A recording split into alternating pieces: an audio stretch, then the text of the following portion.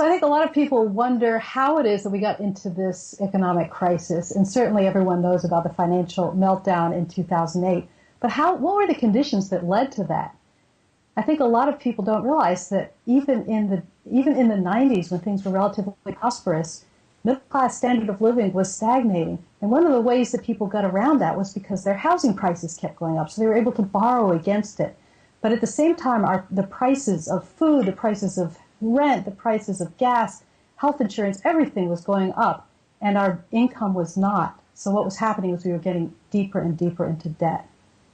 So I think it's not surprising that the conditions were all set so that a hiccup in the economy would cause this kind of collapse. And it was essentially a collapse of the middle class and poorer segments of society not being able to keep up and not being able to get the things that they need to just have a decent standard of living. So I think one of the things that I really like about how Obama has looked at our economic conundrum is he has really talked about the importance of middle-income people having spending power. On the other hand, Romney has talked an awful lot about how you have to keep giving more and more and more money to the wealthy, and they're supposed to be creating more jobs.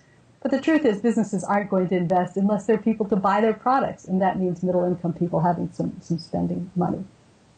So what can we do about it? What is the yes take on how to fix our economy?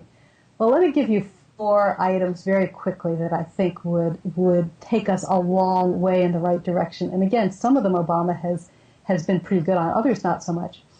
The first is I think we do need to put more money in the pockets of ordinary people. That means minimum wage, which has been stagnating. It's actually lower than it was back in the 70s in real terms. We need to raise minimum wage to a living wage so that people who are working full-time can actually afford to raise a family. That is so fundamental to everything that I think are part of American values, that if you work, you should be able to pay your basic expenses and have the opportunity to send your kids to college. Secondly, we need to move our money away from the big financial institutions, our savings, our investments, especially our savings, away from the big financial institutions that are using them to speculate on Wall Street and speculate with our mortgages and speculate in all sorts of ways that do not benefit ordinary people, and put that money instead into our local banks and local credit unions. If we do that, that money then recirculates into our economy, and it is used to invest in the local businesses. You know, big banks and big corporations, they can't tell what's going on at the local level and which local businesses are ones to invest in, but the local banks can, and the local credit unions are there for their members, giving, you know, I have a mortgage with my local credit union, and they treat me so well. I just haven't had any of the game playing that the big banks have been doing. So that's the second thing. The third thing is we need to be creating locally rooted jobs through locally rooted businesses.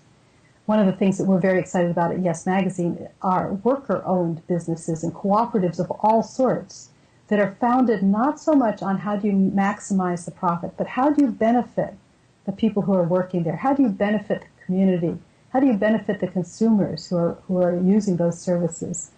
Those businesses tend to be locally rooted. They don't pick up and leave and go to another country where there's lower wages or lower working standards or lower environmental rules. They stay put in the community and they build the long-term wealth.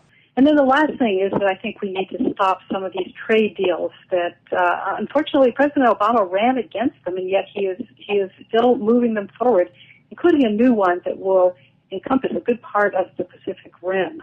These trade deals tend to benefit large corporations and Wall Street, but they don't help small businesses, they don't help our communities, they don't help build stability. They're essentially a means to a race to the bottom, to the lowest wages and lowest environmental standards.